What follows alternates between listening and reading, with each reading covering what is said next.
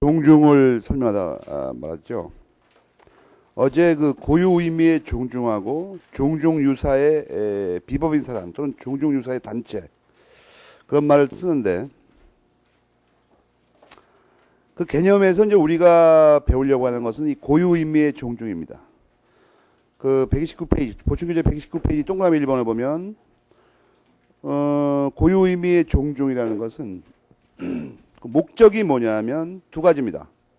제사와 친목. 거기 써있는 대로 제사와 친목을 위한 단체다.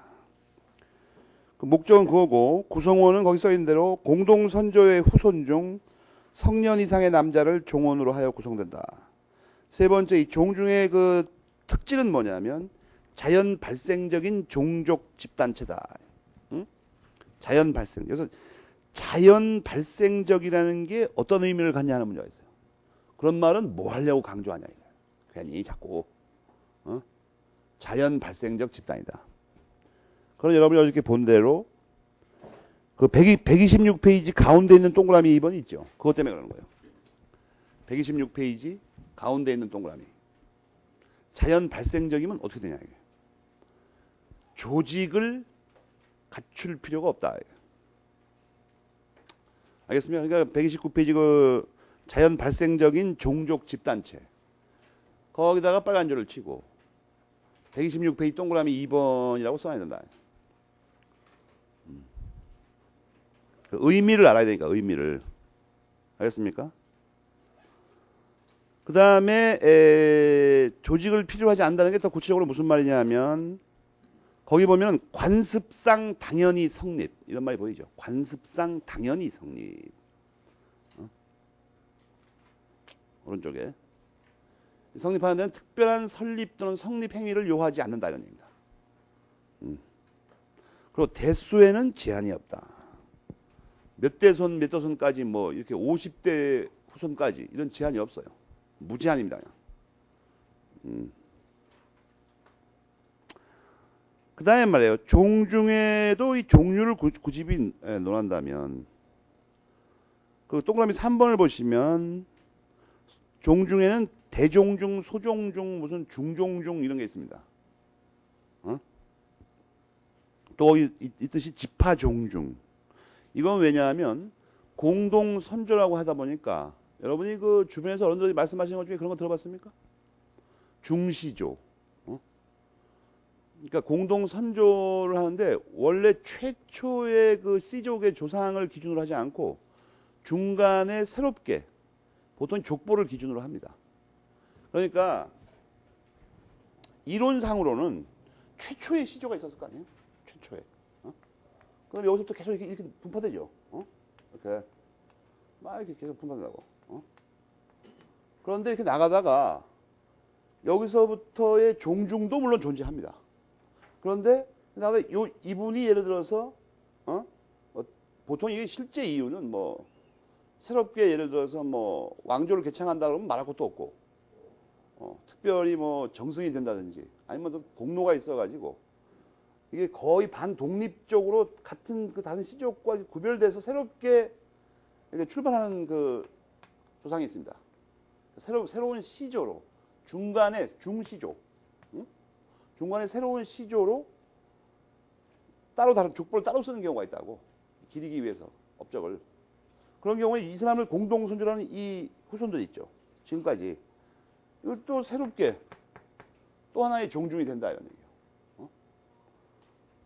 그러니까 성씨가 같은데 그 원래 그 출신 저기가 같은데 본관과 성씨가 같은데 중간에 새롭게 시조가 되는 경우가 있다. 또 뭐 가다가 또 있을 수가 있죠. 또 있을 수가 있다고. 알겠습니까?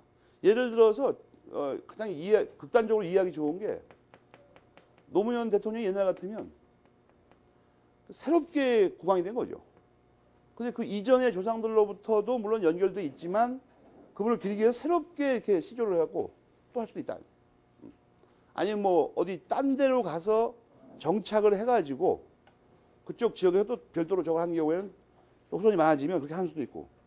그런데 그런 거기 보면 소종중이나 지파종중의 명칭은 중시조의 관직이나 시호를 받는다든지 별도로 국왕으로부터 시효 다음에 그 소종중 또는 지파용 중에 시조의 관직이나 시효 등을 붙여버리는 것이 일반적인 관행 또는 관습이다.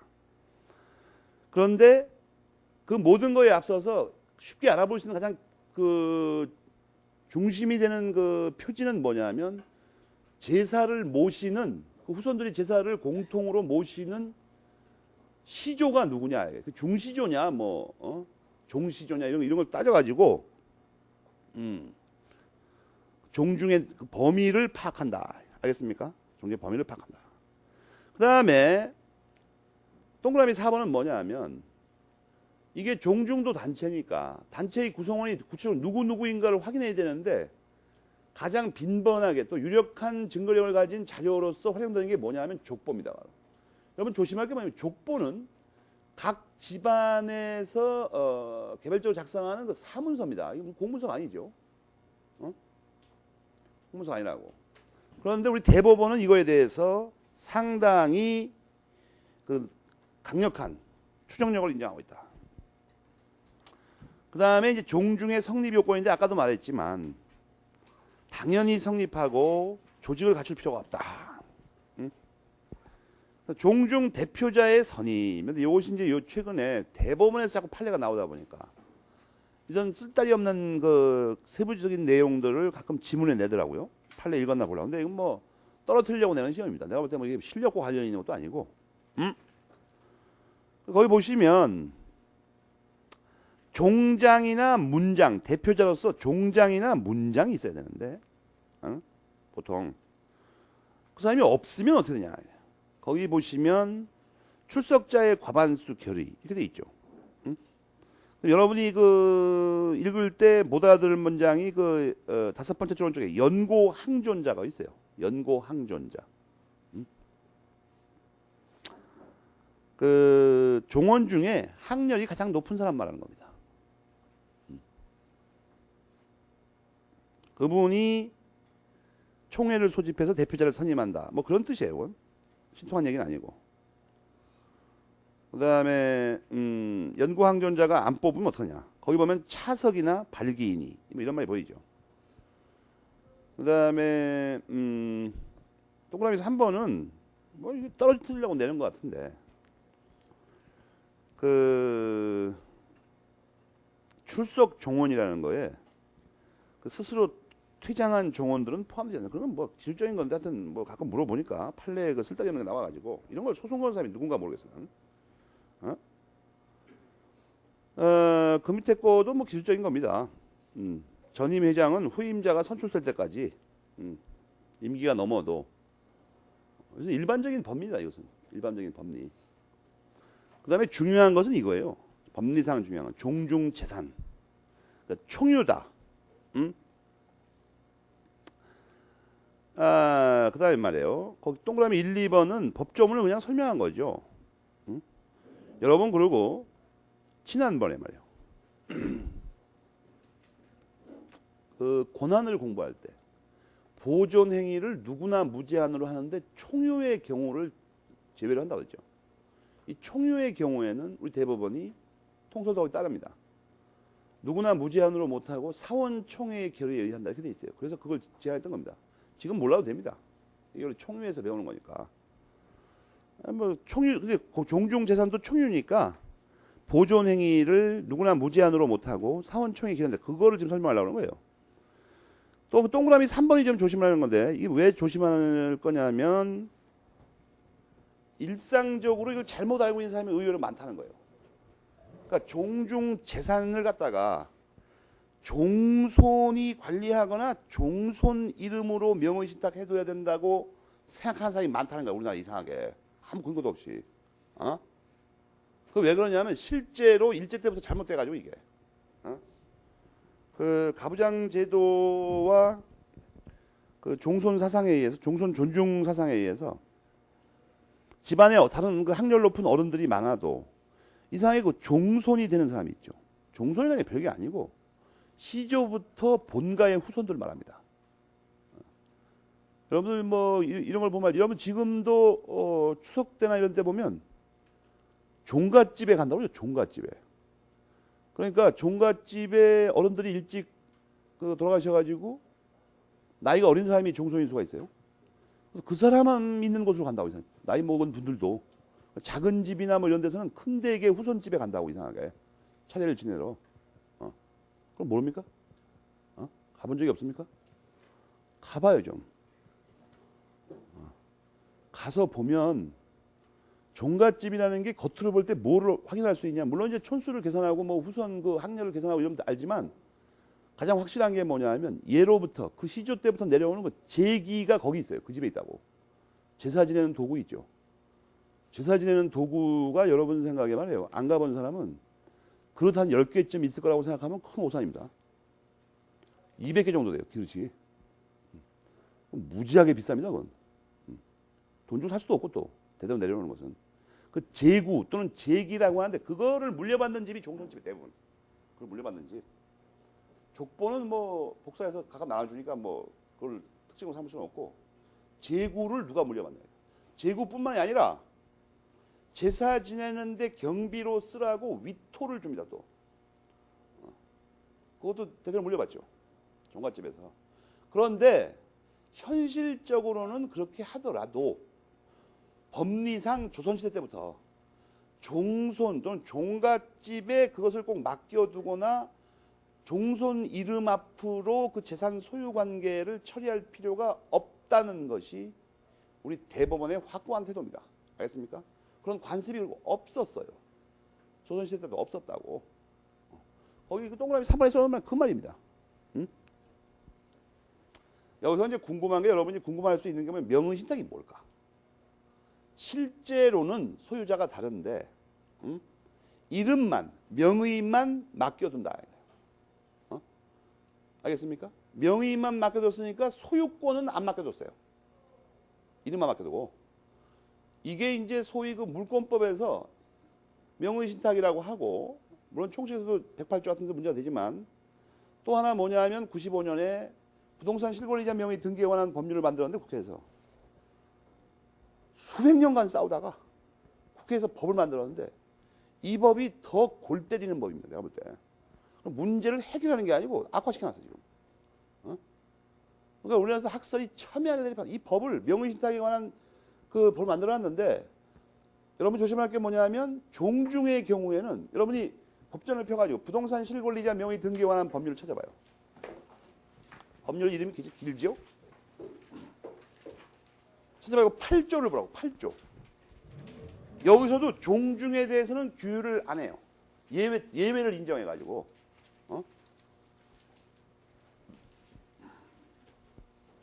배우자와 종중에 관해서는 특례를 인정하고 있죠. 그러니까 뭐 탈세의 목적 이런 게 아니라면 유효하다고 한다고. 근데 4조를 보시면 명의신탁은 다 무효라고 써놨어요. 원칙적으로. 물론 제3자 보호 규정이 있지만. 그런데 8조에서 그거에 대한 특례를 인정하고 있다. 종중은 여전히 명의신탁에도 유효합니다. 종중의 경우는. 명의신탁이 뭔가는 그 2조에 보시면 그 법의 2조. 명의신탁 약정과 명의신탁에 대해서 상세히 설명되어 있죠. 법에 다 있어요. 궁금한 건 다 있다고. 그리고 말이에요. 요새는 다 컴퓨터를 하죠. 각자. 나 얘기했던가요? 그 법원행정처에 가가지고 행정처에 가가지고 LX를 구해요. 물론 이제 그게 정상인데 이제 예를 들어서 거의 법원행정처 가기를 겁내는 사람이라든지 시간이 없다든지 또는 평소에 그 소프트웨어를 돈 주고 사는 것을 아주 익숙치 않은 사람이 있죠. 뻔뻔스럽게. 우리나라의 그 젊은이들이 그 프로그래머들이 세계적인 수준인데 우리나라의 그 소프트웨어 산업은 완전히 붕괴됐습니다. 왜 붕괴됐냐면 불법 복제 때문에. 서구의 음모인데 컴퓨터 문화가 들어올 무렵에 가장 빨리 이 나라에 자리 잡은 게 뭐냐면 불법 복제 문화입니다. 불법 복제. 서구에서 고의적으로 그렇게 한 거죠. 그러니까 어느 정도 심하냐면 마이크로소프트사 같은 데서 겉으로는 막 복제하면 가만 안 된다고 뻥뻥 치면서 흘려요. 이걸 흘려. 인터넷에. 다 불법 복제를 하는 것이 원칙이라고 생각을 해 이제. 사람들이 만성화돼 있어요. 각 대학의 사이트를 들어가 보면 다 올라와 있어. 다 올라와 있어. 그래갖고 다 공짜로 받아가 훔쳐다가 써요. 그래갖고 이제 어떤 일이 생겼냐면 중요한 문제가 소프트웨어 산업이 완전히 붕괴돼 버렸습니다. 선진국이 독점한다고. 그러니까 그 눈앞에 작은 이익을 줬다가 나라 망해버렸어요 지금. 그리고 이 후진국들은 선진국처럼 정상적인 제품을 만들어 팔아갖고 돈을 버는 게 아니라 주로 후진국 젊은이가 주로 뭐하고 앉았냐면 뭐 훌륭한 운영체제, 아주 고급화된 소프트웨어를 개발하는 게 아니라 꼬마, 막 중학생부터 해킹, 크래킹에 매달리고 있습니다 지금 보니까. 그래서 컴퓨터 실력하고는 아무 관계 없는 거예요. 장난에 불과한 거죠 우선. 그러니까 여튼 불법적인 일에만 전념하고 있다. 그러니까 전 세계 후진국의 젊은이들을 나쁜 놈으로 만들고 있잖아요 지금.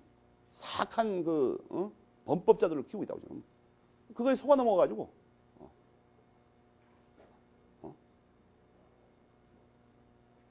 왜 그런가 모르겠어요. 그러니까 세상 만사를 불법으로 처리하려고 그러죠. 어떻게 민법을 한 장짜리로 안 될까? 이런 거 불법적인 사고방식 갖고 있다고. 민법이 한 장짜리로 되면 왜 공부를 하고 하냐? 곽윤 선생님 책을 뭐 하려고 써 이거? 한 장으로 하지 그냥. 매사를 그렇게 생각해 매사. 한 큐에 떼돈을 벌 수 있지 않을까? 그래갖고 막 고시생이 주식에 매달려 이상하게. 그건 털어먹고는 저번에 내가 며칠 전에 만났어 그 사람 젊은이. 벌써 공부하다가 안 하는 사람이죠. 얼굴이 다르다 얼굴이 모습이. 얼굴 모습이 달라요 벌써. 공부 안 하는 사람 티가 나. 자네 뭐 하나? 화장품 외판을 합니다. 그거 왜 하는데? 집에서 3천만 원 갖고 다 날려버렸어요. 빚이 2천만 원입니다.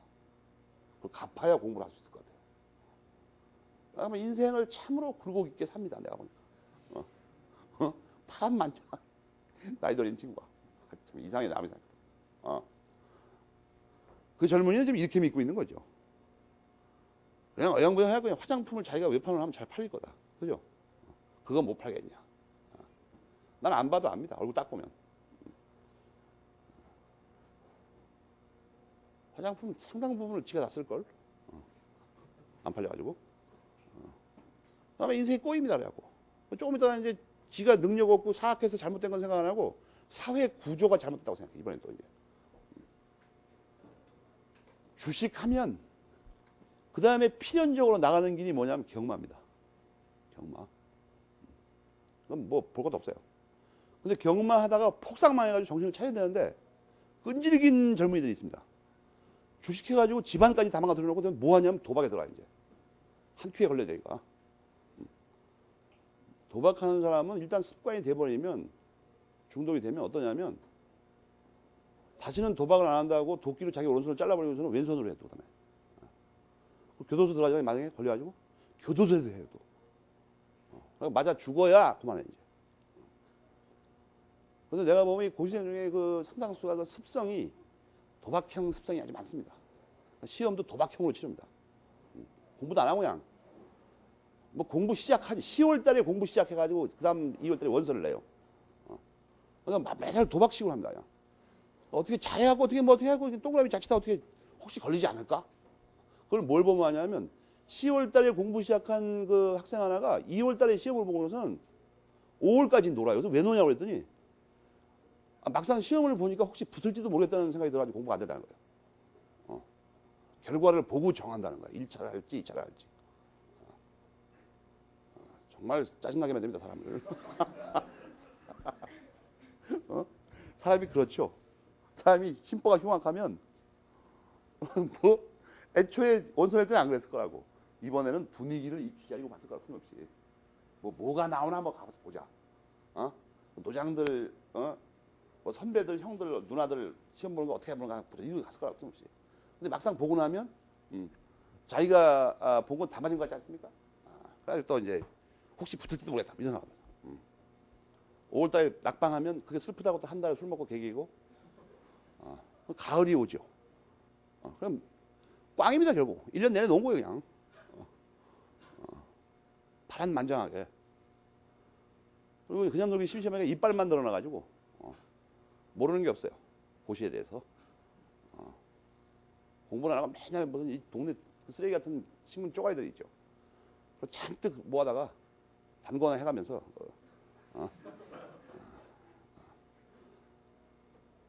고시 공부하는데 무슨 정보가 필요합니까? 무슨 정보가 필요해 도대체? 그 말을 이해 못하더라고. 그냥 실력만 있으면 돼요. 아니 여러분 법무부하고 출제위원이 무슨 얄팍한 정보가 없으면 문제를 못 풀도록 문제를 냅니까? 뭐 이렇게 눈속임을 합니까? 뭐 이렇게 살살? 그런 거 아무도 없어요. 자기가 선정한 좋은 교과서의 내용을 슬슬 읽으면서 모르는 말이 하나도 없다. 읽어보고 공부를 열심히 해가지고 들어오서 읽어봐도 들어오고 앉아서 읽어봐도 들어오고 엎드려서 읽어봐도 들어온다 이거예요. 아무리 읽어봐도 모르는 말이 하나도 없고 왜 실력이 없겠어요?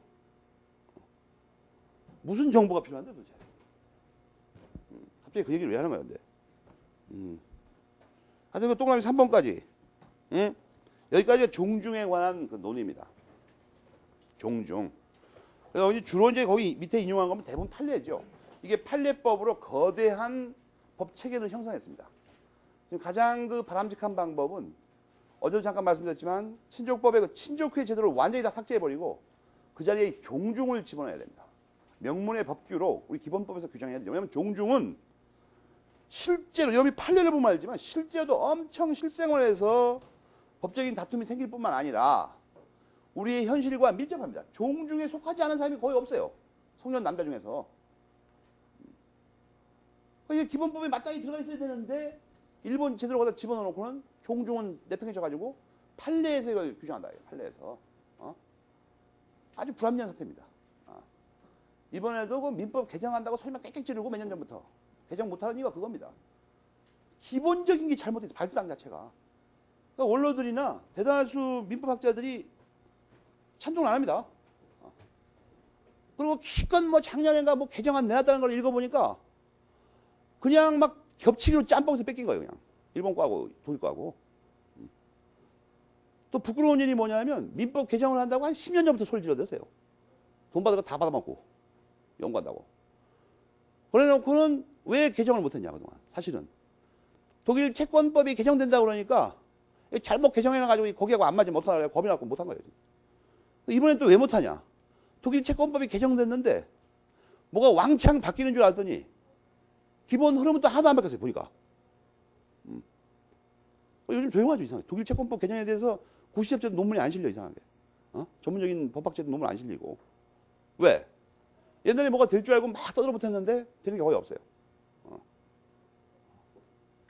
얼마 전까지 우리나라에서 그 천박하게 가장 소리 지르던 게 뭐냐면 채권법상의 그 보호 의무를 인정할 수 없다고 주장하는 소장학자들이 많았었어요. 그래갖고 뭐 이번 독일 채권법 개정할 때 틀림없이 없어질 거다. 꾀꾀대다가 개정이 딱 되고 나니까 이게 안 없어졌어 이상하게. 이 민망하죠 서로. 그러니까 그거 쓰는 사람 다 안 써 글을 이상하게. 어떻게 되는지. 이제 한 2, 3년 안 쓰다가 딴 걸로 이제 써야 되죠. 딴 걸로 갑자기 튀어나와야 되죠. 사람들이 잊혀질만 할 때 딴 걸로 나와야 될 거 아니야. 계속 글 쓰면 그것도 욕먹을 거 아니야.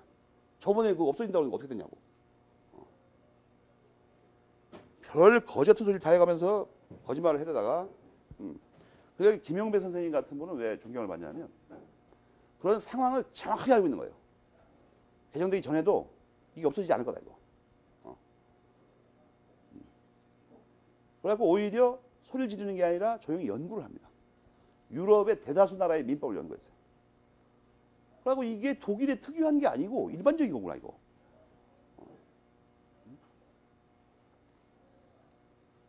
급박한 사람이 있죠. 이렇게 뭐 특이하게 해가지고 떠보려고 그러다가 잘 안 돼가지고 지금 조용히 있는 사람들. 그 중에 어떤 사람은 뭐 책 쓴다고 그런 지가 한 5년 됐는데 지금까지 안 나와 이상하게. 무슨 놈의 책이. 보석으로 치장을 하는지. 아주 종중 거기까지 좀 기억을 해두시고 그 다음에 우리가 배울 게 법인격 없는 사단을 배웠으면 법인격 없는 재단도 있다. 재단. 이 재단을 공부할 때는 여러분이 그 조심할 게 있는데 교과서를 같이 보세요. 교과서를. 이 법인격 없는 재단은 말이에요. 교과서 128페이지 나오죠? 128페이지에서 우리가 이걸 볼 때 말이에요. 이 책을 무조건 법인격 없는 재단만 달랑달랑 볼 게 아니고 앞으로 이게 강화되면은 시험이 복잡히 나오니까 거기 잘 보시면 재단 그래갖고 빨간 걸로 네모치세요. 널리 재단. 널리 재단이 보입니까? 널리 재단. 그리고 빨간 걸로 네모치고 무지개 빛깔로 치느라고 소위 광의의 재단이라고 하는 겁니다. 알겠습니까? 광의의 재단. 이걸 구별. 여러분이 그 보충교재에서는 132페이지의 그 표를 보시라고요. 132페이지. 그래갖고 민법의 전체 체계에서 이 법인격 없는 재단이 어디쯤 위치하고 있는가를 먼저 정확히 알아야 됩니다. 보충교재 132페이지에 표를 빨리 보라고, 표를.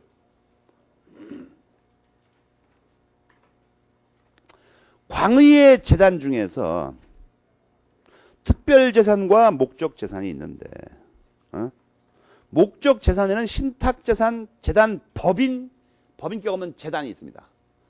우리가 지금 배우려고 하는 게 이 법인격 없는 재단이라고. 지금 이 표를 왜 친절하게 그려줬냐 하면 교과서의 그 128페이지 로마자 3번의 첫째 문단이 있죠. 거기 그게 있는 건데 이상하게 그걸 몰라, 이상하게. 그림으로 안 그리면. 말이 그게 어려운 말인지 그게. 별로 안 어려운 것 같은데. 알겠습니까? 그래서 그거를 그 표를 그려드린 거예요. 더 쉽게. 무슨 말인지 알겠습니까? 그래서 광의의 재단 중에서 목적 재산에 속하는 것 중에 하나가 법인격 없는 재단이다. 이거 다 개별적으로 민법에서 심도 있게 다룹니다. 뒤에서. 그 표에 있는 거 말이에요. 알겠습니까? 그 법인격 없는 재단이 그 중에서 목적 재산에 관한 겁니다. 목적 재산. 또 연이어서 배울 재단법인이 목적 재산 중에 하나고, 그 다음에 신탁 재산도 매우 중요한 겁니다. 목적 재산. 여기서 목적이라는 단어를 조심해야 됩니다. 나중에 이게 이제 중요한 의미를 갖는 걸 알게 되는데, 일단 여기서 하여튼 법인격 없는 재단이 큰 틀에서 어디에 속하는가 그걸 보는 거고, 교과서의 그 로마자 3번의 첫째 문단, 둘째 문단은 빠른 속도로 읽어봐요. 잘 몰라도 좋으니까. 그럼 그림표를 이해할 수 있습니다. 그런 것들이 객관식 지문에 낼 게 많잖아요. 그거 내면 빵점 맞아버려요. 내가 보니까. 전혀 신경 안 쓰니까.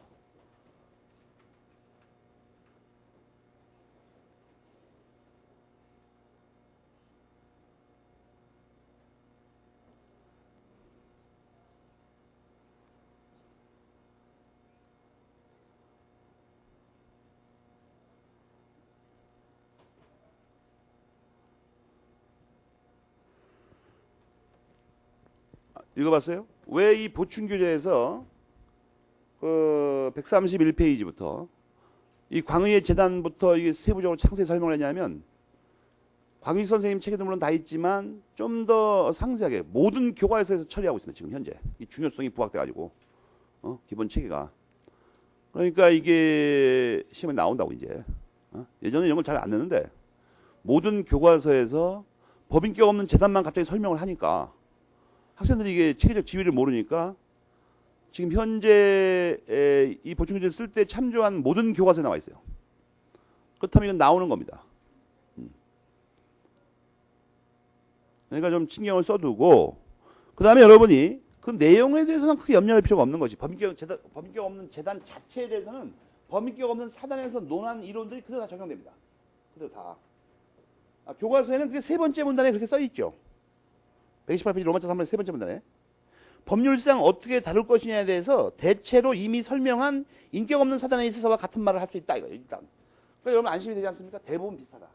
그런데 뭐만 다르냐 하면 그 밑에 읽어보면 그 재산 귀속 관계에 관하여만 특별한 이론을 필요로 한다 이거.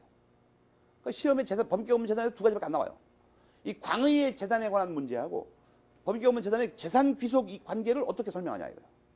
두 가지가 논점입니다. 법인격 없는 재단에서. 알겠습니까? 그래서 거기 그 재산 귀속 관계만 따라서 이것은 뭐 교과서도 마찬가지. 교과서를 좀 봅시다. 역시 민사소송법 제52조를 보면 법인격 없는 사단에 대해서만 써있지 않고 재단에 대해서 써있다 이거예요.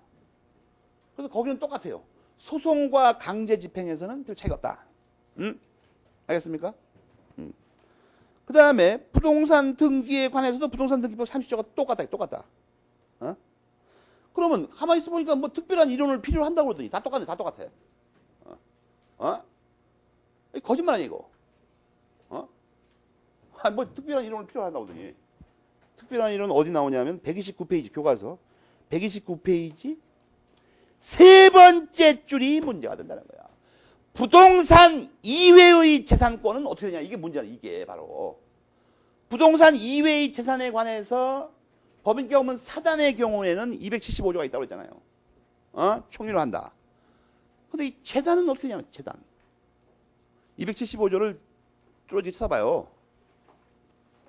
그러니까 민사소송법 52조 부동산 등기법 30조 거기는 법인격 없는 재단이라고 명문으로 써있죠. 근데 275조는 재단이 도망가버렸어. 어디갔는지. 재단이. 그러니까 교과서에 그렇게 써있는 거야. 아무런 규정이 없다. 이거 답답하다 서로. 답답하다. 그럼 어떻게 할 거냐. 이건 근데 정설이 없어요. 답답하니까 서로. 눈치만 보고 있다고. 각자 따로 주장해요. 곽윤지 선생님은 어떻게 설명하고 있어요? 6번째 줄에 신탁의 법리로. 신탁의 법리로. 거기 신탁의 법리에다가 빨간 걸로 네모치고. 그럼 신탁의 법리라는 게 도대체 뭘까? 그 밑에 줄에 나와 있잖아. 그 옆에 하고. 명의는 개인 명의로. 누구 개인 명의? 관리자. 관리자의 개인 명의. 이걸 따로 외우지 말고 민사소송법 52조하고 부동산 등기법 30조를 보면 대표자 기타 관리인 이렇게 써있죠. 그러니까 결국 똑같이 처리한다는 똑같이. 그러니까 특별한 이론이라는 게 뭐예요? 법에 규정이 없는데 법에 규정이 있는 사단하고 비슷하게 처리한다 그냥.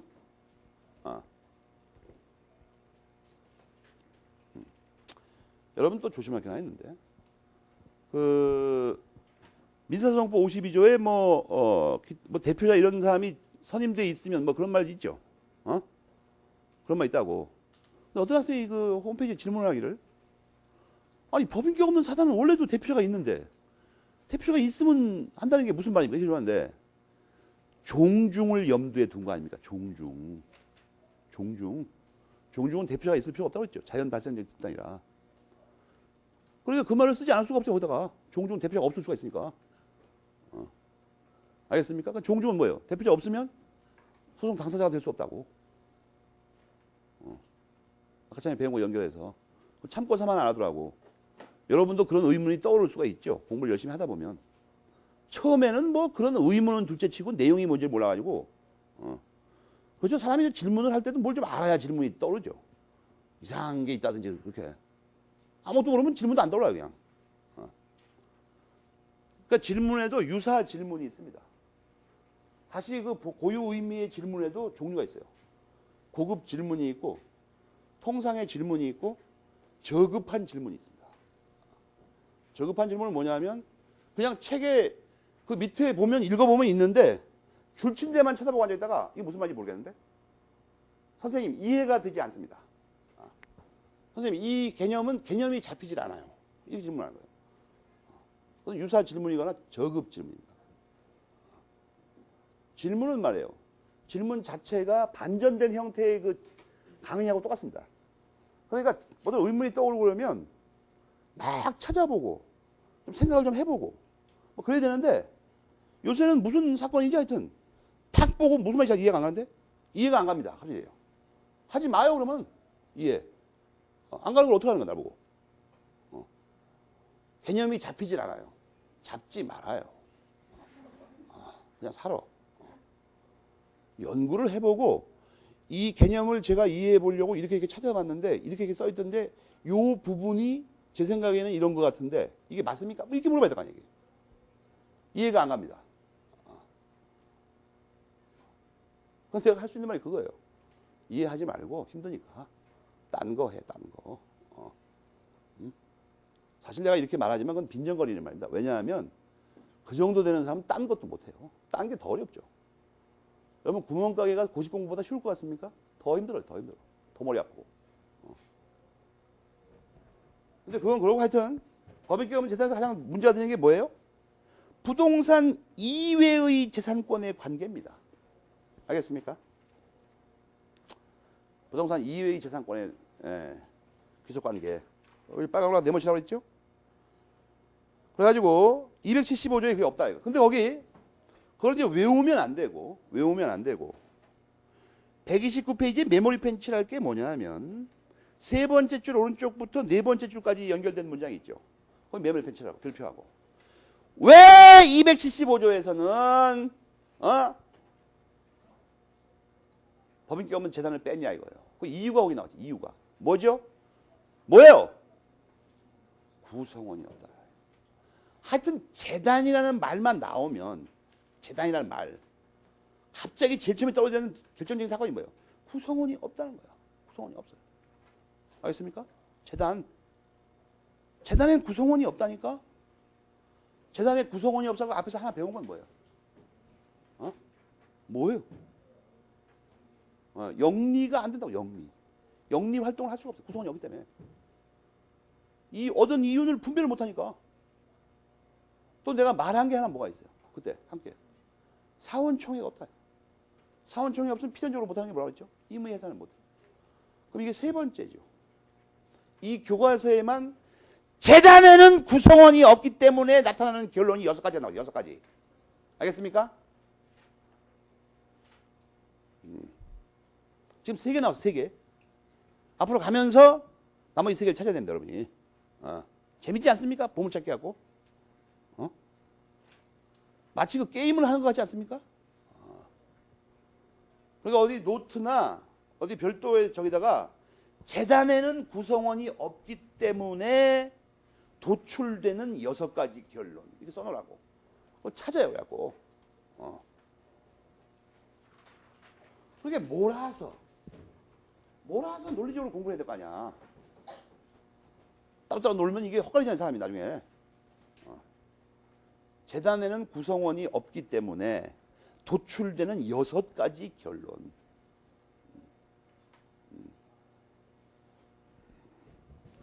근데 이런 걸 이렇게 알려주면 고맙게 생각 안 하고, 야, 그 6가지를 선생이 정리해서 프린트로 나와주면 얼마나 좋을까.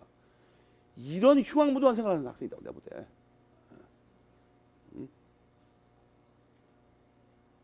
그런 걸 해줄 리가 만만하지 않습니까? 내가 보니까 이 신림고등에는 민법 문헌에 그 말 자체가 안 나오더만 또 보니까. 뭐 재단에는 구성원이 없으니까 6가지 기능이 있다? 결론이 있다? 그런 거 안 나와요. 그러니까 뭘 하는지 모르겠어요. 도대체가. 일단 거기까지 놔두고 129페이지 괄호 3번은 법인격 없는 사단하고 똑같은 얘기죠. 똑같은 얘기 아니야? 구조가. 재단만 사단으로 바꿔버리면. 결정적으로 차이나는 게 뭐라고요? 법인격 없는 재단하고 법인격 없는 사단하고 부동산 이외의 권리의 귀속관계라니까. 알겠죠? 그 다음에 이제 법인의 설립을 배웁니다. 법인의 설립은 이제 단계별로 우리가 검토하는 건데, 그 전에 이제 또 남의 나라는 어떻게 써놨나, 그걸 배웁니다. 법인 설립에 관한 입법주의. 법인 설립에 관한 입법. 이것은 31조와 32조의 해석에 관한 문제입니다.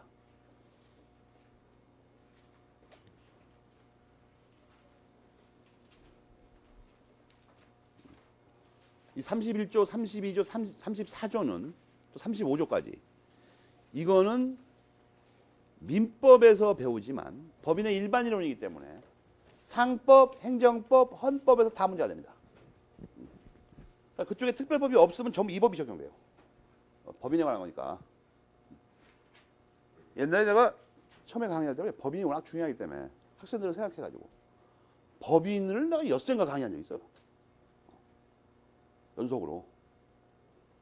근데 어떤 학생이 참다 못해가지고 막 벌떡 일어났는데 한다는 소리가, 선생님, 작년 시험에 법인 문제가 2문제밖에 안 났는데 근데 그걸 6시간이나 강의를 합니다.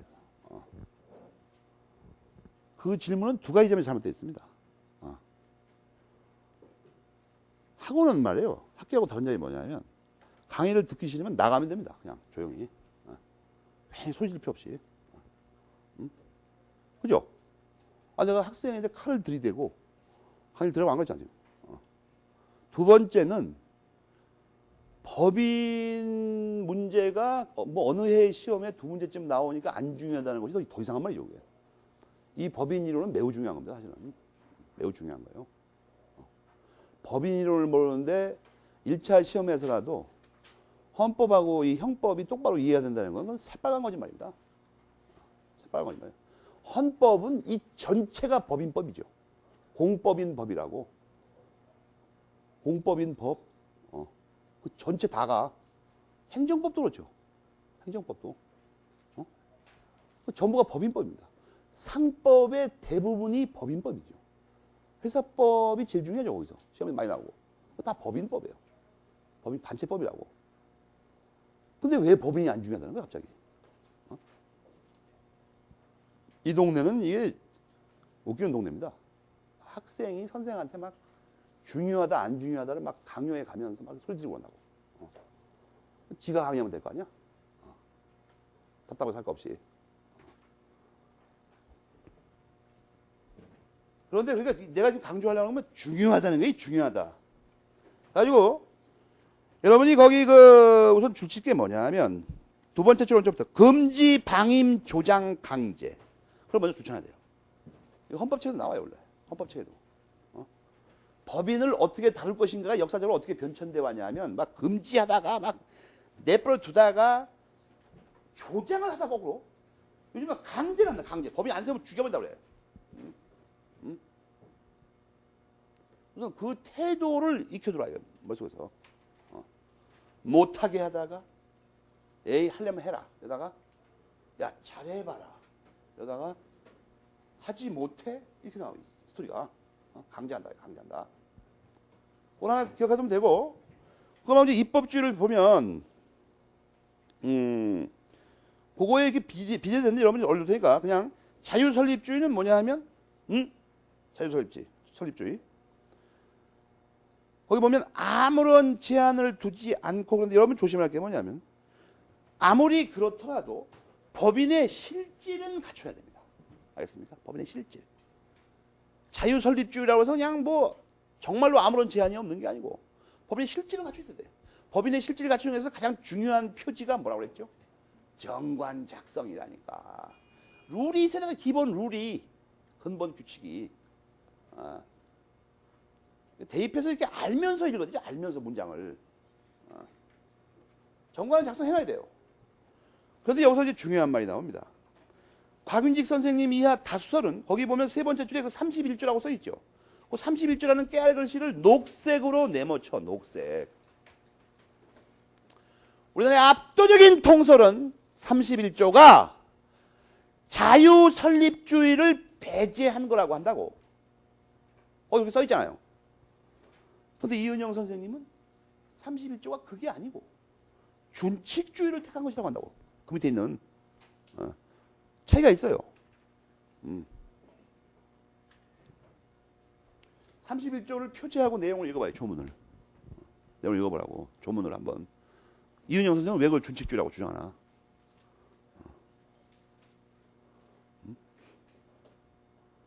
준칙이라고 써 있으니까. 알겠습니까? 보충교재에는 물론 다 학설이 다 소개되어 있어요. 그러니 압도적인 다수설은 자유설립주의를 배제하는 것뿐이라고 합니다. 이은영 선생님 어떻게 한다고요? 그것뿐만이 아니라 준칙주의를 선언한 거라. 준칙주의. 근데 자유설립주의에 대해서 또 하나 논점이 뭐라고요? 무제한 자유롭게 한다는 게 아니라 정관 작성은 있어야 된다고. 실체. 법인의 실체를 하십니다. 그 다음에 준칙주의인데 준칙주의는 뭐냐 하면 요건을 미리 정해놓고 법률에다가 요건이 충족되는 당연히, 이 당연히가 빨간 건데 뭐 당연히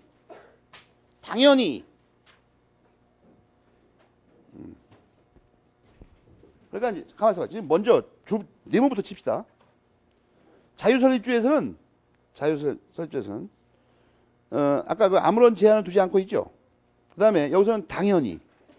그 다음에 130페이지 가면 허가를 필요로. 그 다음에 인가는 뭐예요? 인가를 얻음. 인가를 얻음.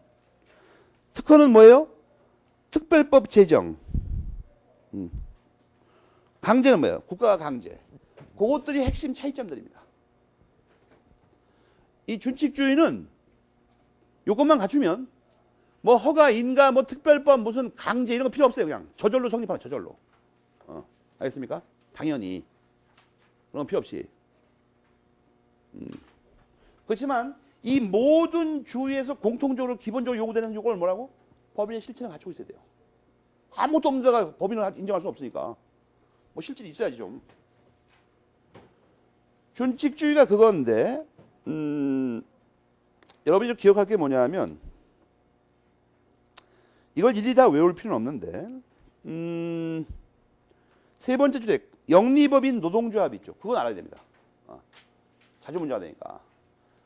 이 상법에는 그러니까 어떻게 되죠? 상법에서는 준칙주의가 원칙입니다. 알겠습니까? 상법상으로는. 민법상으로는 그 다음에 나오는 허가주의가 원칙인데 상법상으로는 준칙주의가 원칙이라고. 상법의 법인은 전부 다 영리법이니까. 이걸 짬뽕해서 이런 문장이 가능하죠. 영리재단법인의 설립에는 준칙주의가 원칙이다. 이건 어디에 잘못됐습니까? 영리와 재단이 붙을 수가 없어요. 어저께 배웠잖아, 어저께. 놀라운 트릭이죠, 이것은. 놀라운 트릭이라고. 짜증나는. 옛날에 그 사법시험사상 가장 걸작인 문제가 하나 있습니다. 걸작. 그 보통 일반 번역 책 이름이 신의 도시인데 갑자기 이걸 신시라고 써놨어. 신시. 한자는 똑같은 말입니다. 신의 도시를 줄여서 신시라고 써놓은데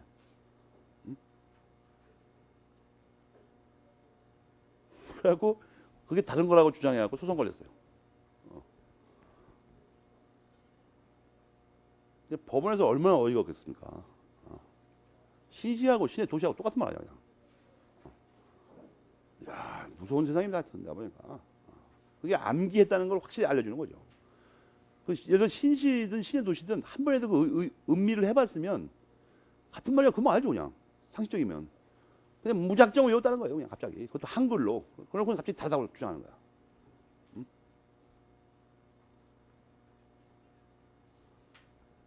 허가주의는 여러분 잘 보면 허가주의는 여러분이 기억할 게 뭐냐면 행정관청의 자유재량에는 허가를 필요한다 그랬어요. 여러분이 조심할 게 뭐냐면 허가주의와 인가주의가 글자가 한 개씩만 다르죠. 그죠? 이건 문제가 돼요. 그래갖고 문제가 된다고.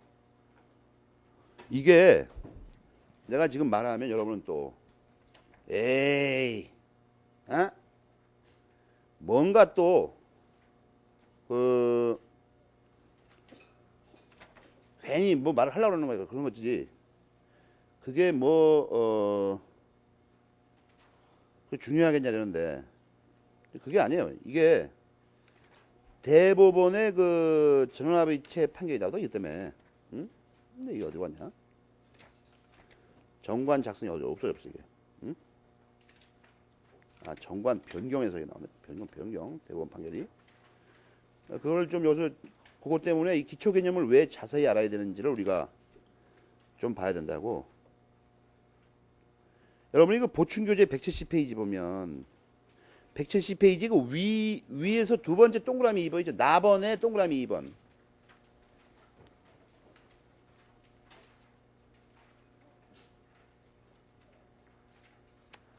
여러분 거기 보면 그 동그라미 1번 끝에 42조 제2항이라고 써 있죠.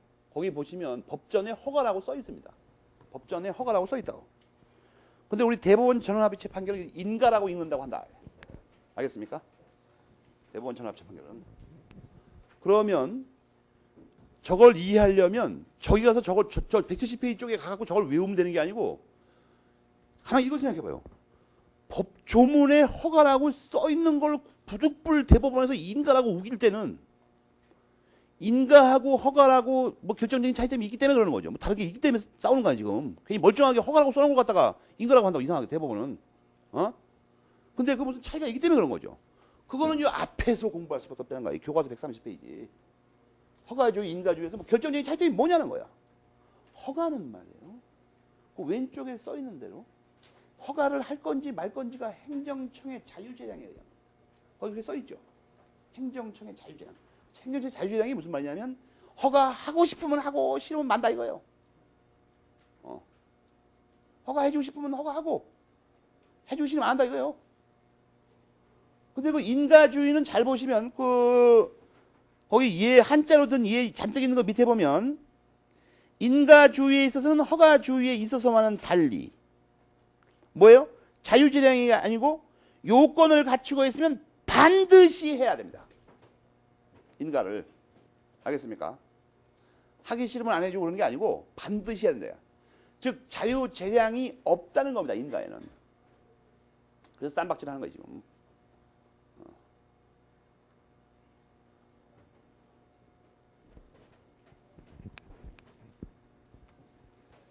그러면 거기까지 말하면 되냐? 그건 외우는 거하고 별 차이가 없어요. 그러면 구체적으로 뭐가 차이 나냐는 거야. 뭐가. 반드시 해줘야 되는 거하고 하기 싫으면 안 해도 되는 거는 뭐가 차이 나냐. 그게 인가주의 맨 끝에 있는 두 줄입니다. 거기를 별표하고 메모를 배치해요. 인가의 요건이 충족되어 있음에도 불구하고 인가를 주지 않으면 이게 재판의 대상이 된다는 거예요. 즉 법원의 사법적 심사의 대상이 됩니다.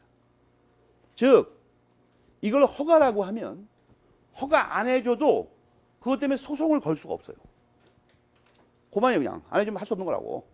운명에 맡겨놓을 수밖에 없다고. 근데 이걸 성질 인가로 보면 안 해줘? 소송을 걸 수 있어요. 소송을.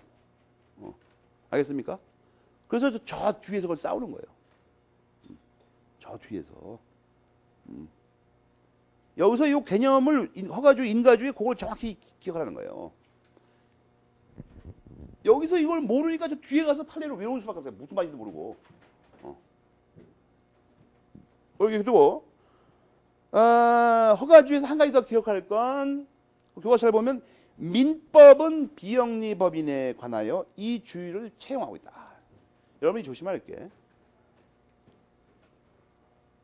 어제도 잠깐 얘기했지만 법인에 관해서는 무슨 주의를 채택하고 있습니까? 이런 질문은 없어요. 실전 문제에서 안 나와 절대.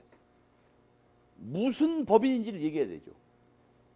일반 법인에 관한 그 설립에 관한 건지 민법상의 법인에 관한 설립에 관한 내용인지를 반드시 한정해서 물어봐야 된다고. 일반 법인에 관해서는 통설에 따르면 자유설립주의가 배제된다. 이은영 선생님에 따르면 뭐 준칙주의라고 할 수 있지 않느냐. 되지만 민법상의 법인은 비영리 법인이라고 앞에서 배웠죠. 민법이 다루는 건 비영리 법인 말고 안 다뤄요. 알겠습니까? 그럼 비영리 법인에 관해서는 허가주의에 따른다. 그러니까 반드시 민법상의 법인은 허가주의에 따른다. 이렇게 명확하게 해둬라. 명확하게. 특허주의는 법인 하나 만들 때마다 특별법을 만들어야 됩니다. 그러면 여러분 이걸 어떻게 기억하느냐면 거기 보면 한국은행이 얘가 첫 번째 나오죠. 한국은행법이 있죠. 한국은행법. 그런 식으로 뒤에 나오는 거 처음부터 따로 법이 있어요. 이게 특허주의입니다. 법인 하나 만들 때마다 법을 만들어 따로 국회에서. 그것만 알면 돼요. 외울 필요도 한국은행 뭐 이런 거 외울 필요도 없어요. 옛날에 민법 이론이 별로 없고 학생들이 너무 고생할 때 꼭 한 개씩 나온 적 있어요. 기출문제 분석해 보면 다음 중 특허주의에 따르는 것은 다음 중 뭐 준칙주의에 따르는 이런 거 물어본 적 있다고. 지금 안 물어봐요. 그런 거. 바빠 죽겠는데. 그런 거 알 필요 없이 그냥 어떤 그 개념만 파악하죠. 개념만. 그 다음에 강제주의도 거기 보면 뭐 의사협회라든지 뭐 이런 거 약사회 이런 거 말하는 건데 뭐 그런 거 억지로 할 필요 없고 구집이 시험에 나온다면 말이에요. 구집이 시험에 나온다면 거기 세 번째, 네 번째 줄 있죠. 세 번째, 네 번째 줄. 이 강제주의의 특징이라서 이걸 시험에 냅니다. 이게 만약 강제주의가 법률에 규정되어 있으면 예를 들어서 관악구에 의사가 80명이 있다고 합시다. 관악구 여기에. 그런데 65명은 강제로 가입하라고 가입 다 했어요. 절차도 밟았어. 근데 15명은 에이, 하려면 난 모르겠다. 귀찮다. 가만히 있어요. 그럼 어떻게 되냐는 거예요. 교과서에 뭐라고 써 있어요? 그냥 가입된 거예요, 그냥. 그냥 가입된 거라고, 강제로. 강제주의의 그게 특징이에요. 그걸 뭐라고 한다고요? 그걸 가입강제라고 한다. 가입강제. 가입강제의 뜻을 물어보는 수가 있습니다. 알겠어요? 가입강제, 이거 짜증나죠? 가입강제. 짜증나지만,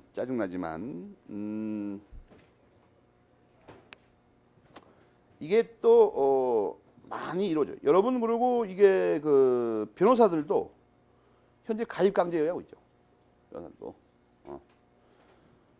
그 다음에 이제 131페이지에 비영리 사단법인의 설립부터 이거에 비추어서 본다. 허가주의에 따른다는 걸 보고. 비영리 사단법인의 설립은 두 단계로 이루어집니다. 설립 과정과 성립, 이 두 단계로 이루어져요. 그래가지고 딱 보면 먼저 요건을 갖춰야 되는데 네 가지 요건입니다. 목적이 비영리성을 띠어야 된다. 비영리성. 이 영리 비영리에서 논점이 되는 문제가 하나 뭐라고 그랬어요? 영리와 비영리를 함께 하면 어떻게 되나 논점이라고 그랬죠. 영리 개념은 여러분 다 알고 있잖아요. 지금. 함께 하면. 그거 또 나오죠. 교과서 또 나와 거기. 앞에서 배웠는데. 어떻게 처리한다고 그랬어요? 응? 본질에 반하냐 아니냐 이거예요. 본질에 반하냐. 본질성 이론.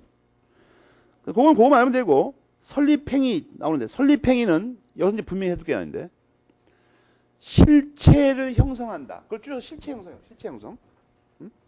법인의 실체 형성, 단체의 실체 형성. 실체 형성이란 말도 쓰고 이 실체 형성이 정확하게 뭐라고요? 이것은 정관 작성, 정관 작성. 통상적으로.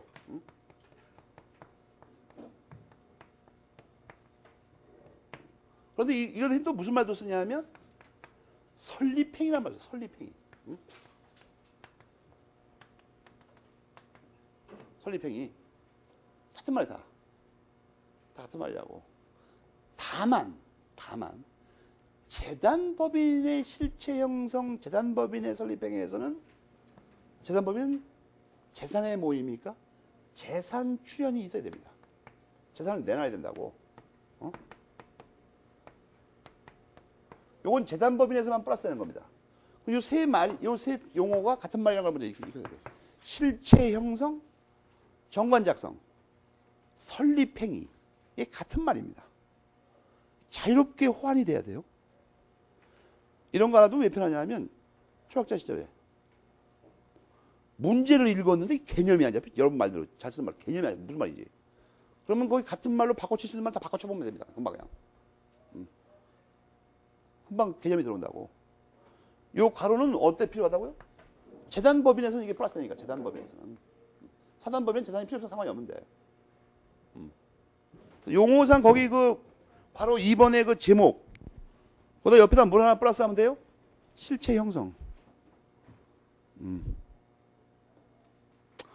이 설립행위라는 게 다른 게 아니고 정관 작성하는 거라니까. 정관 작성. 여기서 이제 우리가 두 가지를 배워야 됩니다. 하나는 뭐냐면 정관이 뭐냐는 거예요. 정관이. 그 다음에 여러분 조심해야 될 게 정관이 무엇이냐는 질문하고 정관 작성이 무엇이냐는 질문하고는 다른 말이에요. 알겠습니까? 정관 작성은 인간의 행위를 말하는 거죠. 작성하는 행위. 그 정관은 종이 말하는 거예요. 종이. 알겠습니까? 서면. 그걸 구별해야 됩니다. 거기 교과서에 정관을 정확하게 뭐라고 하고 있습니까? 응? 그렇게 교과서처럼 써놓은 거에서도 여러분은 정관의 개념을 이렇게 끌어낼 수 있어야 됩니다. 보충교재 135페이지를 참조해서 정관이란 무엇이다 이렇게 말할 수 있어야 된다고. 135페이지 참조해서.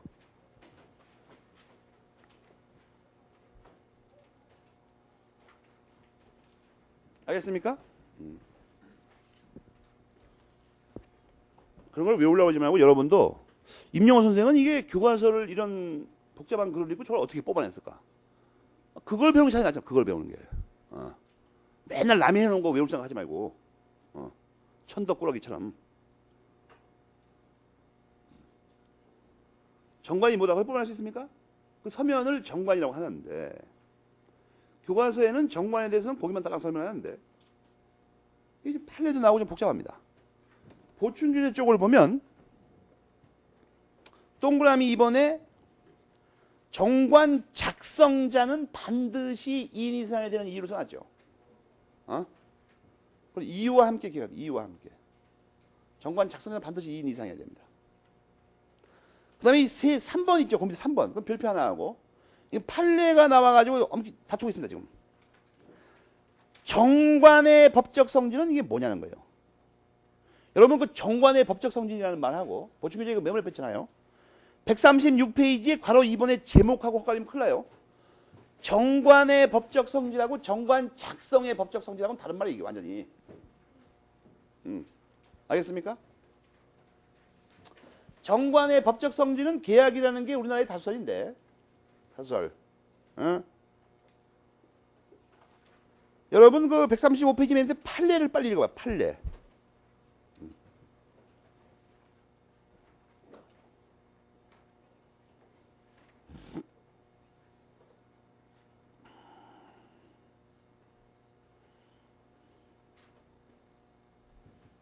그 판례를 읽고 뭘 찾아야 되냐면 기껏 찾아내라고 했더니 판례는 자치법규라고 하는데요. 그거 그 위에 써놨잖아. 내가 써놨잖아. 거기다가. 그건 찾아낸 게 아니에요. 써있는 거 읽은 거지. 정관을 자치법규로 보는 거하고 계약으로 보는 거하고 뭐가 다르냐는 거야. 뭐가 도대체가. 어떤 점이. 다른 게 하나도 없으면 싸울 필요가 없는 거 아니야. 이게 지금. 자치법규로 볼 때하고 계약으로 볼 때하고 무슨 차이가 나냐 이거 지금.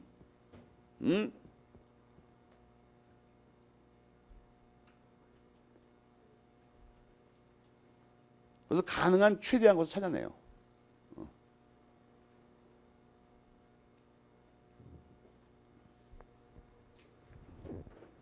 여러분이 뭐 학교에서 법제사, 뭐 법사상사, 법학을 배우냐면인데 법을 공부하는 최종 목표, 법의 이상이 뭐냐 하면 이거예요.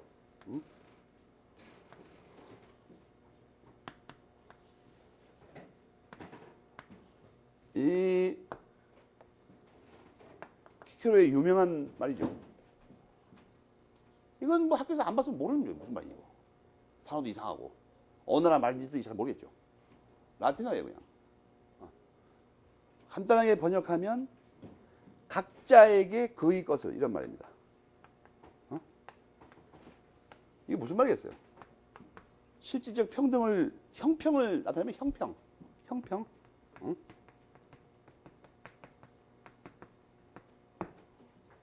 법이 지향하는 두 개의 목표 중에 하나가 형평이죠. 또 하나는 뭐예요? 또 하나는 뭔데요? 법이 뭘 지향하는지 모릅니까? 정의죠, 정의. 법은 정의와 형평을 지향합니다. 이 형평의 각자의 그것은 유명한 말인데, 유명한 표현입니다, 이거. 그런데 이게 실질적 평등 말하는데 지금 왜 갑자기 저 말을 하냐면 그 친절한 설명과 판례를 보고 계약과 자치법규에 무슨 차이가 있는지를 각자 능력껏 찾으라 이런 얘기예요. 내 말은. 하나밖에 못 찾는 사람이 있고 3개 찾는 사람이 있을 거라고. 그래서 정관의 법적 성질도 좀 기억을 해두고 하고 일단 집에 가서 말해요. 그걸 피눈물 나게 읽어봐요.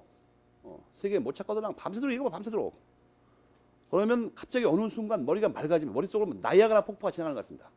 머리가 맑아지면서 막 여기 있는 그 차이점도 떠오를 뿐만 아니라 법학을 내 평생 앞으로 어떻게 해야 될 거라든지 법학을 공부하는 재미, 무언가를 안다는 것의 의미, 이러면 종합적으로 자기 대뇌 피지를 위로 쏟아서 들어옵니다.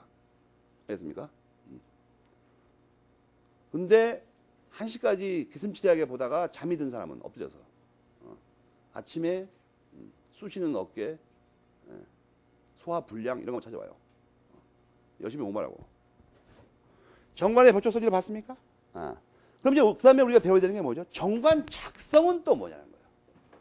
이게 보통 사람이 생각할 때는, 초학자가 생각할 때는 정관 그냥 쓰면 되지 말이야. 그럼 왜 이렇게 복잡하게 공부를 할까? 법적인 그 처리 문제 때문에 그래요. 정관 작성은 또 뭐냐는 거야. 응? 정관 작성. 정관 작성. 교과서에 나오죠? 교과서에. 응? 교과서 정관 작성 뭐라고 돼 있어요? 괄호 A번 끝에.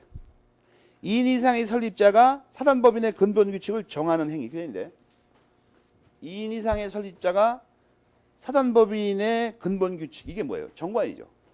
그 정관을 작성하는 행위가 정관 작성이에요. 대입하면. 그런데 정관 작성은 반드시 서면에다가 해야 되죠. 서면에다가. 종이에다가. 그래서 여러분 보충규제도 그렇고 요식행위입니다. 요식행위. 알겠습니까? 보충규제 써있죠. 요식행위라고. 정관 작성의 법적 성질을 보면은 정관 작성은 요식행위입니다. 그걸 잊어먹으면 안 돼요.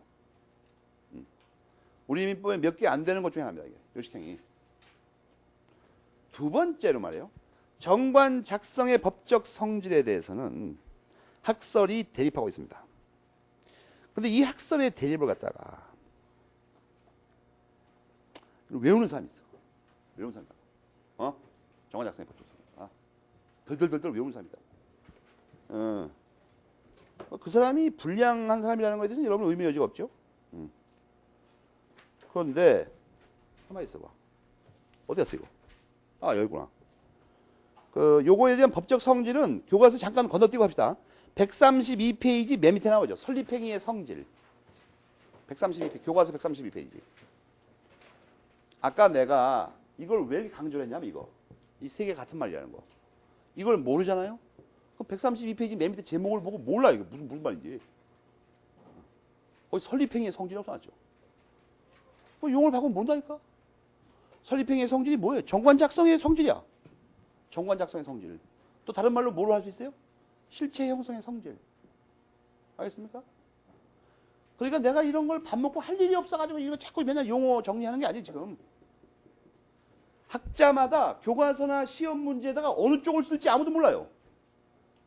그 자체가 공부해야 되는 내용이기 때문에. 그러니까 여러분 만약에 여기서 천박하게 정관 작성은 합동행위, 정관 작성은 합동행위 이렇게 하다가 시험 문제, 실체 형성의 법적 성질은 무엇이냐? 그럼 답답한 거예요, 서로. 실체 형성은 또 뭘까? 그러니까 이거를 키우면 이거 같은 말이에요, 이게. 같은 말. 이게 여기서만 나오는 게 아니고 재단법인에 또 나오겠죠. 알겠습니까? 132페이지 메리트는 설립행위 성질. 거기를 보면 다툼이 있습니다. 하나는 우리나라의 통설인 합동행위설이 있고 또 하나는 계약설입니다. 물론 이제 합동행위와 계약을 아직 안 배웠는데 이렇게만 알아두면 됩니다. 합동행위는 의사 내용의 벡터가 같은 방향입니다. 전부.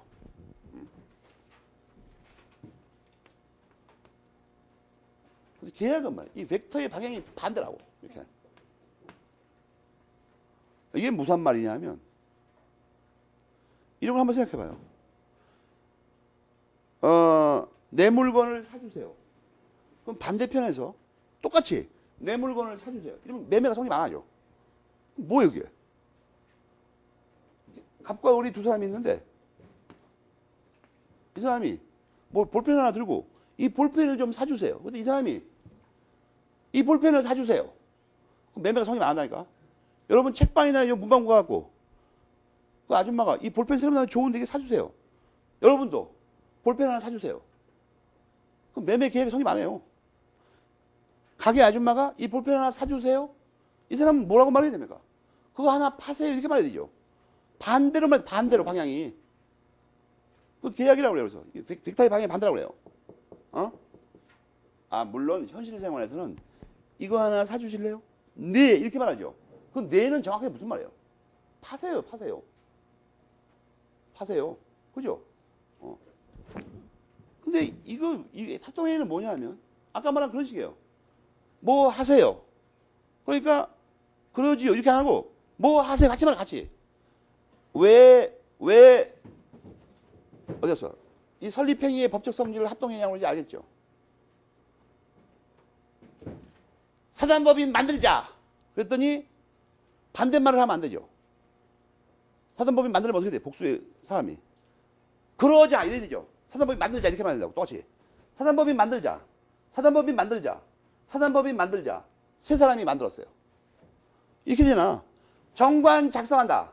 정관 작성한다. 정관 작성한다. 이렇게 됩니다. 정관 작성한다. 정관 지우자. 이렇게 안다고. 안 돼요. 무슨 말이 알겠습니까? 그래서 싸우는 거예요. 그런데 여러분 그러면 이상한 생각이 들죠. 그러면 뭐 따질 것도 없네. 학술 가질 것도 없네. 들어보니까 딱 이거구만 그냥. 그럼 합동행위서로 이게 통일이 돼야 되지 않냐 이거예요. 통일이 돼야 되지 않나. 이거 더 큰 문제가 발생했어요. 독일에서 한때 이 합동행위 개념이 발생해가지고 푼처 선생님이 만들었는데 상당히 유명했었는데 나중에 세월이 지면서 독일 놈들이 대가리가 똥대가리입니다. 이게. 돌대가리라고 할까? 이 경우에는. 단순해요. 머리 아픈 거 싫어합니다. 그리고 뭐냐면 합동행위, 계약, 단독행위로 법률행위를 나눌 게 아니라 세 가지? 귀찮아. 두 가지로 해볼까? 그리고 합동행위를 없애자고 그래요. 이상하게. 합동행위 개념 자체를 없애버리자. 응? 그래갖고 그럼 합동행위는 어디다 집어넣냐 이거야. 특수한 계약이라고 하죠. 특수한 계약. 그냥 비스무리하게. 그러나 이것은 상당히 문제가 있어요. 왜냐하면 합동행위는 원래 뒤에서 나중에 배우시겠지만 합동행위는 원래 상대방 없는 행위입니다. 원래. 근데 계약은 상대방이 있는 행위고. 근데 그걸 거기다 집어넣는다는 게 이상한 말이에요. 그래서 아직도 일본과 우리나라의 압도적인 통선은 반대합니다. 그거 없애는 거에 대해서 반대해요. 합동행위는 따로 계산한다. 응? 그리고 이제 뭐 시험이 좀 심도 있게 나온다면 그냥 지나가는 말로 질문에 독일의 쿤처 선생이 합동행위 개념을 만들었다. 이 정도 하면 돼요. 지금 빠른 속도로 교과서 그 설립행위의 성질 그 다음 페이지까지 그 다음 페이지 두 번째 문단까지 빠른 속도로 읽어봐요. 그럼 다 이해가 될 거예요 이제.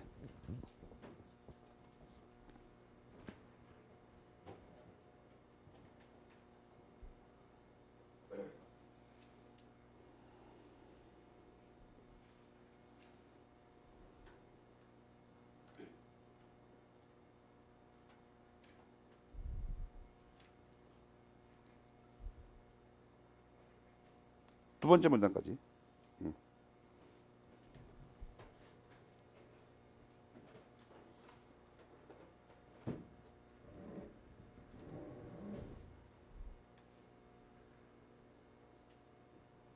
그런데 학설을 공부할 때 말이에요.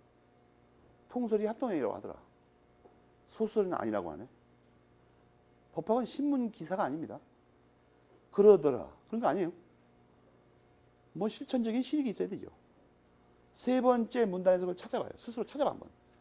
싸움의 실익이 뭘까? 응? 세 번째 문단의 제목이 뭐예요?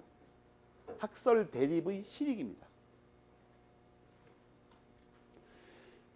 108조와 124조를 적용할 거냐 말 거냐 그것 때문에 싸우고 하잖아요 지금.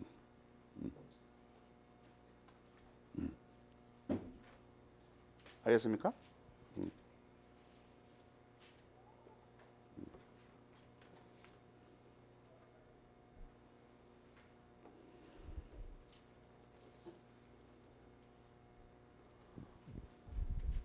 왜냐하면 108조와 124조는 전부 다 계약에 관한 규정입니다. 실제로.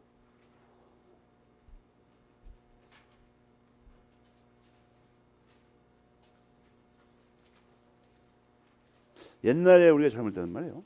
그 선생님이 뭐라고 그러냐면 108조와 124조가 어째서 계약에만 적용돼야 된다고 책에 써 있는지를 찾아오라고 그래요. 찾아오라고 그래요. 이상하게. 그러면 2, 3일 동안 국립중앙도서관에서 살아요. 다 뒤져.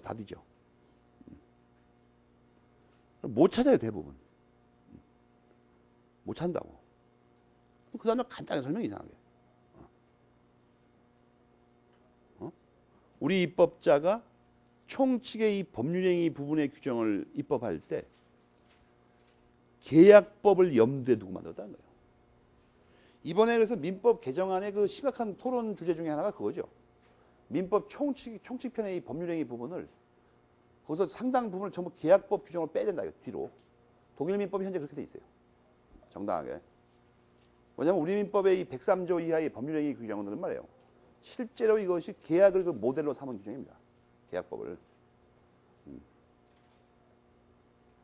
그래서 이런 문제가 생기네. 그렇지 않으면 여러분 이해를 못 합니다. 아니, 합동행위도 법률행위라고 하면서 그 문장이 이상하네, 아무리 생각해도. 어? 여러분 당장 그렇게 생각되지 않습니까? 103조 위에 그 뭐라고 써 있어요? 큰 제목이 법률행위예요. 108조, 124조가 법률행위에 속한 거죠, 그렇다면. 그러면 이해를 못 한다니까? 이상하네, 이거. 합동행위도 법률행위라고 하면서. 어? 그 말이 이상하잖아요, 아무리 생각해도. 어. 그러니까 그런 걸 또 알아야 된다고, 원래는. 이 우리 민법 법률행위, 총칙편의 법률행위가 원래 계약법을 전제로 한 거라고, 이게. 그 속사정을 모르면 저런 학설을 왜 싸우고 있는지 아무도 몰라요, 저거. 근데 이런 걸 내가 강의 시간에 설명하면 학원 원장이 날 불러가지고, 아이, 수험생한테는 뭐 입법사 이런 거 말하지 마세요. 싫어해요. 아니, 그걸 말을 하려면 이걸 어떻게 설명합니까, 도대체 나한테? 그것도 이해 못 하더라고. 그럼 천상 그 방법 없죠? 그냥 외워라. 108조, 124조는 적용 안 됨. 그게 강해요, 그게?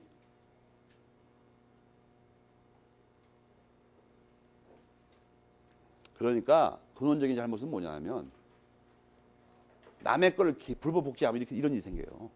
불법 복제하려면 최신 걸 좀 불법 복제하던가.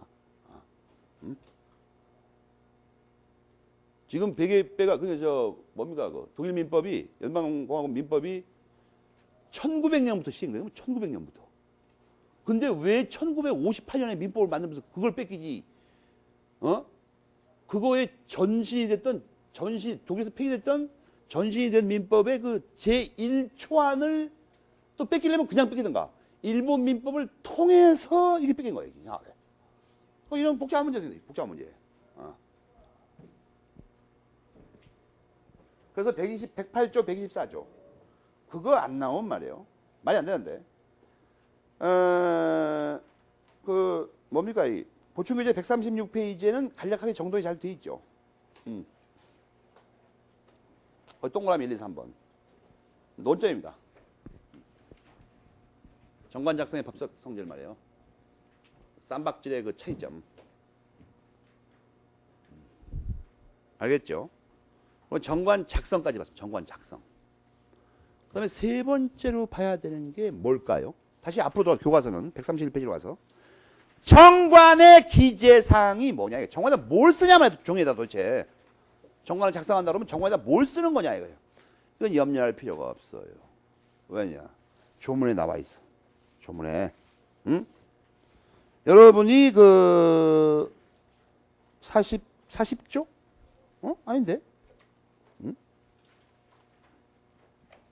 40조구만 40조. 40조에 보면 쪼르륵 나와 있죠. 나와 있다고.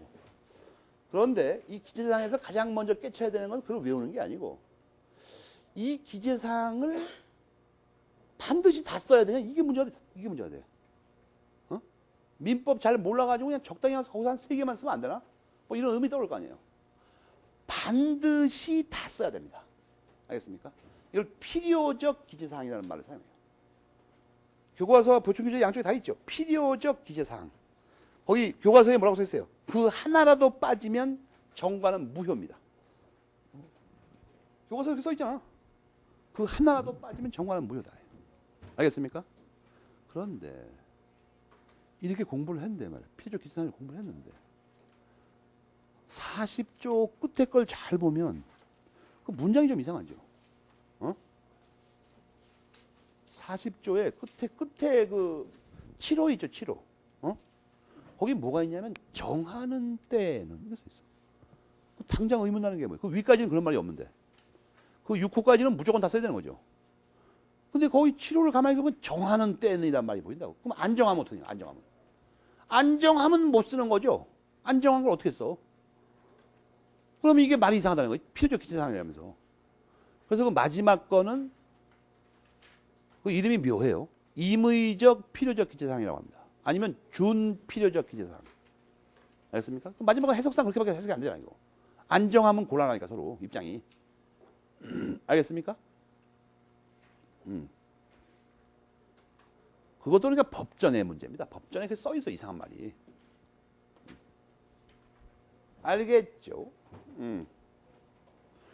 보충교재 137페이지 위에 동그라미 3번을 보면 알죠? 교과서에는 그 자세히 안 나와 있으니까. 위에 동그라미 3번. 여러분도 이런 생각이 들죠? 그렇게 복잡하게 할 필요 없이 그냥 그것도 임의적 기재사항이라고 하면 안 되나? 그건 안 돼요. 왜 그러냐면 법 조문의 명문으로 나와 있기 때문에. 알겠습니까? 거기 7호까지 나와 있는 거 말고 나머지는 다른 사항 쓰고 싶은 게 쓰는 거는 임의적 기재사항입니다. 임의적 기재사항. 응? 근데 여러분 조심할 게 있어요. 임의적 기재사항은 그러면 뭐 효력이 좀 약한 게 아닐까? 꼭 써야 되는 게 아니니까. 어? 여러분 보충교재 137페이지 위에 동그라미 3번에 뭐라고 써 있어요? 아니 참 나번에 137페이지 나번에 임의적 기재사항도 일단 기재되면 어떻게 된다고요? 함부로 바꾸지 못해요. 그러니까 무슨 말입니까 결국? 필요적 기재사항은 효력이 똑같다는 거예요. 일단 기재만 되면. 알겠죠?